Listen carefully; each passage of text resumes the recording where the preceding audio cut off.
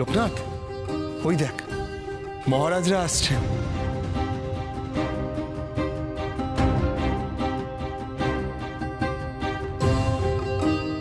আসুন মহারাজ, আসুন। আমরা সবাই আপনাদের প্রতীক্ষায় ছিলাম।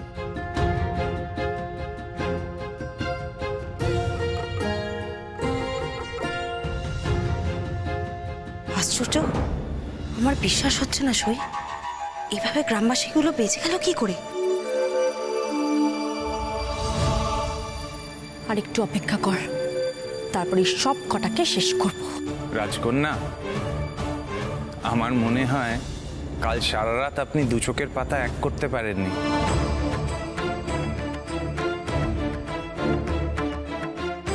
তার মানে আপনি কি বলতে চাইছেন? খুব সাধারণ একটা কথা। আমার মনে হয় এই গরিব দুঃখী প্রজাদের কথা ভাবতে ভাবতে কাল রাত্রিরে আপনার ঘুম হয়নি। সন্ন্যাসী ঠাকুর, হঠাৎ এই কথা বলছেন? মানে আমি তো আপনার কথা ঠিক কিছু... তা না হয় সময় হলেই জানতে পারবেন মহারাজ। এখন না হয় পরীক্ষার প্রক্রিয়া সম্পন্ন হোক, তারপরে না হয় সবটাই বলবো আমি। আমার পক্ষে এখানে বেশিক্ষণ দাঁড়িয়ে থাকা সম্ভব নয়। আপনি আপনার পরীক্ষার শর্ত বলুন। এই গৌরীকুণ্ডের সামনে আমি আজ সকলের সামনেই শর্ত রাখব।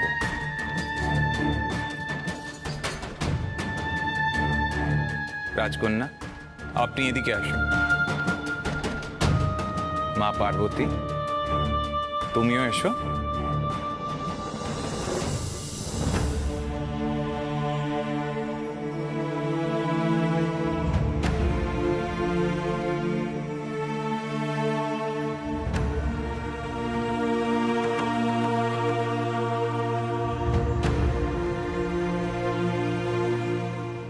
আমার এই ভক্তির পরীক্ষার পদ্ধতি খুবই সহজ সরল।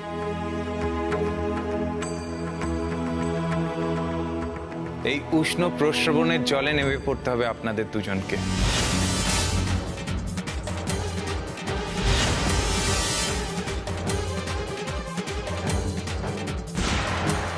আর ঈশ্বরের কাছে প্রার্থনা করতে হবে যাতে আপনাদের আগামী বিবাহিত জীবন সুখ আর সমৃদ্ধিতে ভরে যায়।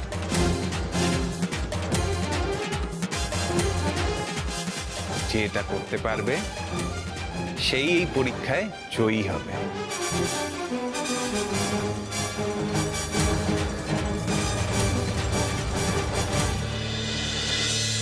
লোকনাথ, লোকনাথ এসব কি বলছে?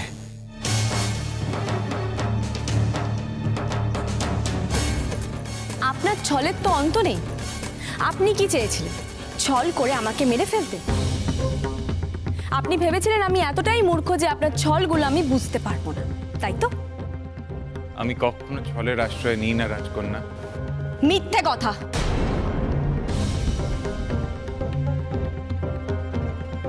তোমরাও এই ছলনায় অংশ নিয়েছো। সন্ন্যাসীর সাথে হাত মিলিয়ে আমাকে মেরে ফেলতে চেয়েছো, তাই তো? না না, ঈশ্বরের দোহাই রাজকন্যা, আমরা এরকম কথা স্বপ্নেও ভাবিনি, কিছুতেই না। তাহলে এই পরীক্ষার শর্তের অর্থ কি? রাজকন্যা, লোকনাথ শুধুমাত্র আমার শিষ্য নয়, আমার অহংকার। সাধনার ক্ষেত্রে ও কখনো কারোর সঙ্গে কোনো ছল করেনি, আজও করবে না। একমাত্র যাহা সত্য তাহাকে প্রতিষ্ঠা করাই ওর একমাত্র লক্ষ্য। লোকনাথ, স্পষ্ট করে বলে দে, কি ভেবে তুই এই শর্ত রেখেছিস? না হলে যে সবাই তোকে ভুল বুঝবে বাবা। আমার যে স্পষ্ট করে কিছুই বলার নেই মা। আমি যা অনুভব করেছি তাই বলেছি। ঈশ্বরের প্রতি যদি ভরসা থাকে, বিশ্বাস থাকে, মনে যদি ভক্তি ভাব থাকে, তবে নির্দ্বিধায় এরা দুজনেই ওই জলে নেমে যাবে আর ঈশ্বরের আশীষ লাভ করবে।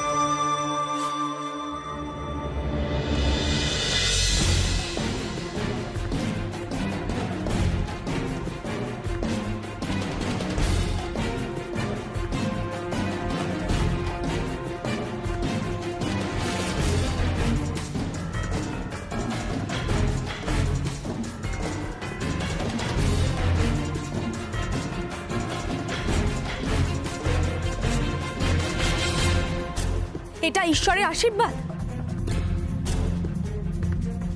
কি বলছেন কি আপনি? একবার জলের উত্তাপটা দেখেছেন? এ তো পরীক্ষার নামে হত্যার ষড়যন্ত্র। না, লোকনাথ কখনো এটা করতে পারে না। আমার লোকনাথ কখনো কোনোদিনও কারুর সঙ্গে কোনো রকম ষড়যন্ত্র করতে পারে না, কিছুটাই পারে না। তাই বুঝি? তাহলে গৌরীকুণ্ডের সব থেকে উষ্ণ জায়গাটাই কেন বেছে নেওয়া হলো পরীক্ষার জন্য? উনি কি আমাকে এই উষ্ণ জলে নামিয়ে মারতে চাইছিলেন? ঈশ্বরের উপর ভক্তি থাকলে এত কথা উঠতো না তো রাজকন্যা। আপনার ভয় কিসের? ওই মন্দির তো আপনার কক্ষিগত। ওখানে আপনি তাল তাল সোনা দান করেন, তাহলে আপনার বিপদ হলে ঈশ্বর নিশ্চিতভাবে আপনায় রক্ষা করবেন।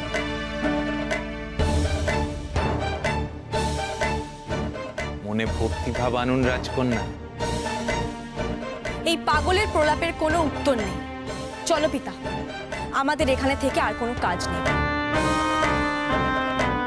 সন্ন্যাসী ঠাকুর, আপনার ক্ষমতা আমরা নিজের চোখে দেখেছি, কিন্তু আমরা জানি যে আপনি একজন সিদ্ধ পুরুষ, সিদ্ধ সাধক।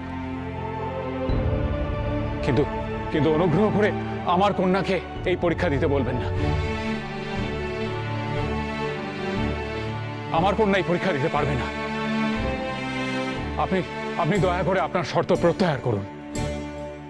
আমায় ক্ষমা করবেন মহারাজ, তা তো হয় না। শর্ত যা ছিল তাই হবে।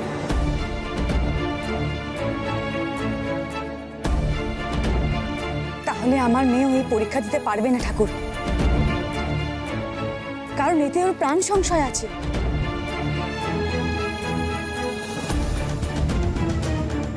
পিতা হয়ে নিজের কন্যাকে এভাবে মৃত্যুর দিকে এগিয়ে যেতে দিতে পারি না ঠাকুর।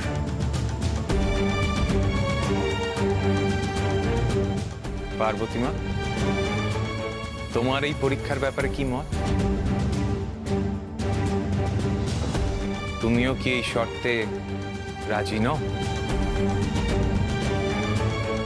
ক্ষমা করবেন ঠাকুর, কিন্তু আমিও আমার মেয়েকে এই পরীক্ষায় নামতে দিতে পারি না। ঠাকুর, আমি আপনার এতদিন সব কথা শুনেছি। বেঁচে থাকার যেন এক নতুন উপায় খুঁজে পেয়েছি, কিন্তু ঠাকুর এই শর্ত মেনে নিলে যে আমার মেয়েকে আর কোনোদিন কোনোভাবেই দেখতে পাবো না ঠাকুর। এমন হলে আমি আমার মেয়ের কোনোদিন বিয়ে দেব না, তাও ভালো। কিন্তু আমি এইভাবে ওকে মরতে দিতে পারি না ঠাকুর।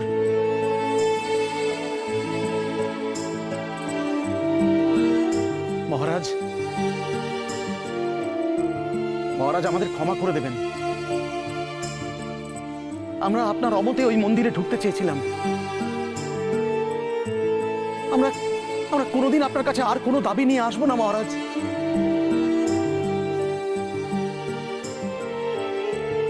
ক্ষমা করবেন আমাদের। চলো হে, চলো।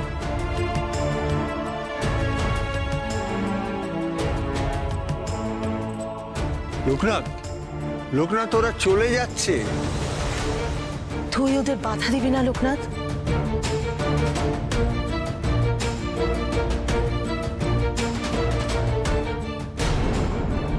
কি হলো মা? আয়। না মা, আমি কোথাও যাব না।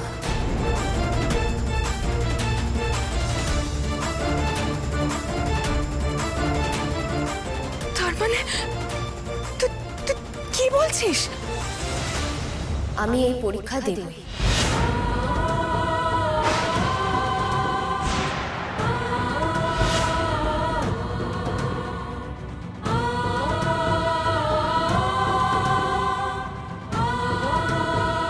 পার্বতী? হ্যাঁ বাবা, সন্ন্যাসী ঠাকুরের কথা মতো আমি এই জলে নেমে ঈশ্বরকে স্মরণ করব।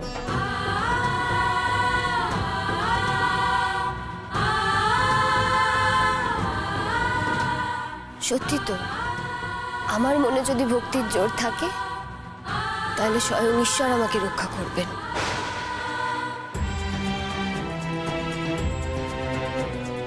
দয়া করে এমন কথা বলিস না মা।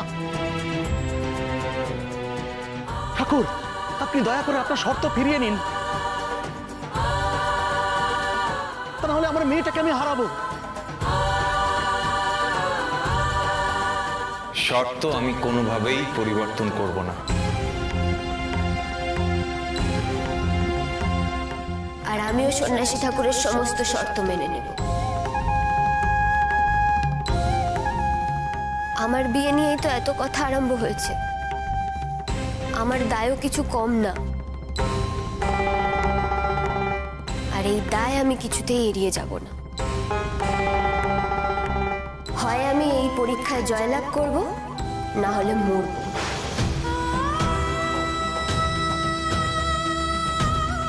তাতে আমার কোনো আপত্তি নেই। সন্ন্যাসী ঠাকুর তো কাল বলেছেন এই জীবন ঈশ্বরের দান, আর তা কেড়ে নেওয়াও কেবল ঈশ্বরেরই হাতে। তাই আমি ভয়ে কোনো মতেই পিছিয়ে যাব না। আমি ঈশ্বরকে স্মরণ করে এগিয়ে যাবই। না না, তা হয় না পার্বতী, কিছুতেই না, কিছুতেই না। হয় মা, এ পরীক্ষাতে হেরে গেলেও কোনো ক্ষতি নেই। তাতে অন্তত সবাই তো জানবে যে আমরা কোনো ষড়যন্ত্র করিনি। আরো একবার ভেবে দেখো পার্বতী মা, ওই জলে লোহার অস্ত্র গলে যায়, মানুষের দেহর কি অবস্থা হতে পারে একবার ভেবে দেখো। সে দায় তো আমার নয় ঠাকুর, আমি তো কালও মরে যেতে পারতাম।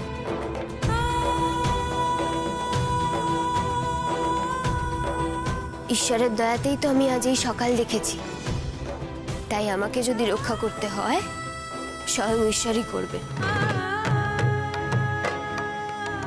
আমার মনে আর কোনো সংশয় নেই।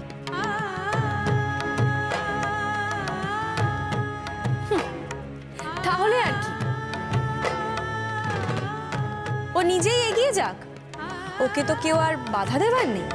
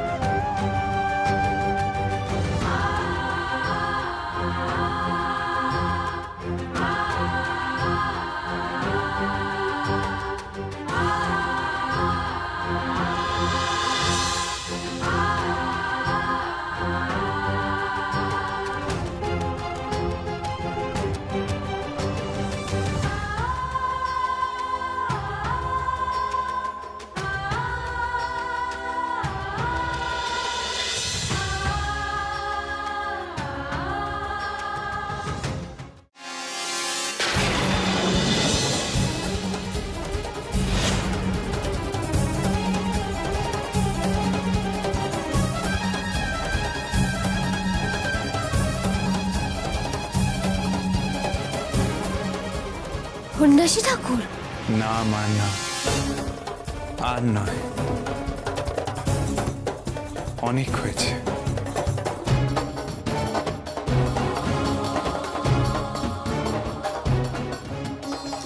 এই ভক্তির পরীক্ষায় তুমি জয়লাভ করেছো মা।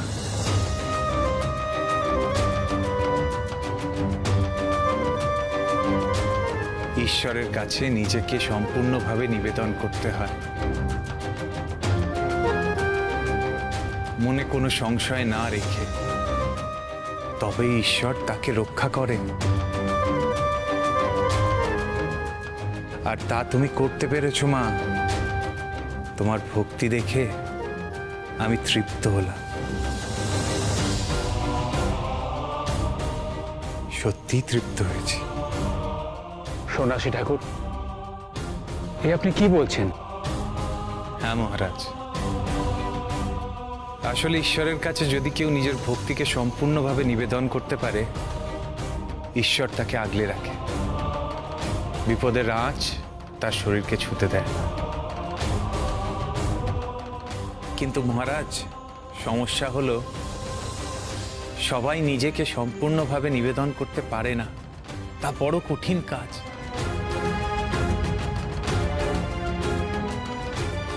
নিজেকে সম্পূর্ণভাবে উজাড় করে দেওয়ার শক্তি সবার কাছে নেই। নিজেকে নিবেদন করার নামে প্রাণ দিয়ে দেওয়া, এটা কি ধরনের ভক্তি? আপনি আবার ভুল করছেন রাজকন্যা। জন্ম মৃত্যু সবই তো ঈশ্বরের হাতে। আর ভক্ত হয়ে আপনি মৃত্যু নিয়ে এত দুশ্চিন্তা করবেন কেন? যদি ভক্তিটাই আসল হয়, তাহলে ঈশ্বরের হাতে সবটা ছেড়ে দিন। এই জলে নামাটা তো কোনো পরীক্ষাই ছিল না। ঈশ্বরের ওপর ভরসা রেখে সাহস করে এগিয়ে যাওয়াটাই পরীক্ষা ছিল। আর এই পার্বতী মা তাতে সফল হয়েছে, তাই পার্বতী মা এই পরীক্ষায় জয়ী। জয় জয় সন্ন্যাসী ঠাকুরের জয়, জয় সন্ন্যাসী ঠাকুরের জয়, জয় সন্ন্যাসী ঠাকুরের জয়। থামো, থামো সবাই। সন্ন্যাসী, এটা কখনোই সম্ভব নয়। এই মেয়েটা কখনো জয়ী হতে পারে না। আমি শ্রেষ্ঠ। রাজকন্যা, আপনি সব কিছুতে শ্রেষ্ঠ হতে পারেন, রূপে, অর্থে, বৈভবে, বংশমর্যাদায়, কিন্তু ভক্তিতে তো পার্বতী মা শ্রেষ্ঠ। আর তা তো প্রমাণ করে দিয়েছে। মারে, সন্ন্যাসী ঠাকুরকে আর এভাবে বলিস না।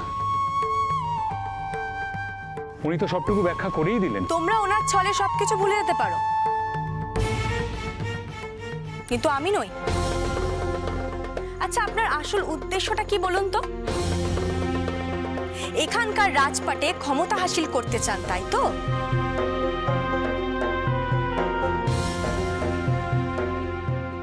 ঠাকুর, আপনি আজ আমার চোখ খুলে দিয়েছেন। আমি নিজের অপরাধ নিজে অনুভব করেছি। আমি তাই এই পাপের প্রায়শ্চিত্ত করতে চাই। আর আমার প্রায়শ্চিত্ত হলো যে আজ আমি এই মর্মে ঘোষণা করছি যে আমার কন্যা আয়ুষ্মতির বিবাহের সঙ্গে সঙ্গে আমি ওই পার্বতীর বিবাহের আয়োজনও ওই মন্দিরেই করব।